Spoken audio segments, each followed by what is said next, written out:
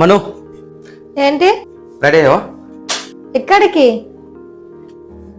ఎక్కడికేంటి, ఈరోజు independence day కదా, హర్ ఘర్ తిరంగా పైన జెండా ఎగిరిద్దాం పద. జెండా ఎగరేసినంత మాత్రాన దేశభక్తి ఉన్నట్ట? ఆ? దేశభక్తియా?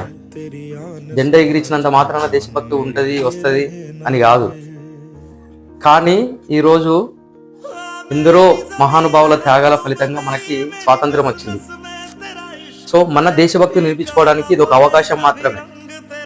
సో దాన్ని సద్వినియోగం చేసుకోవాలి అంతే.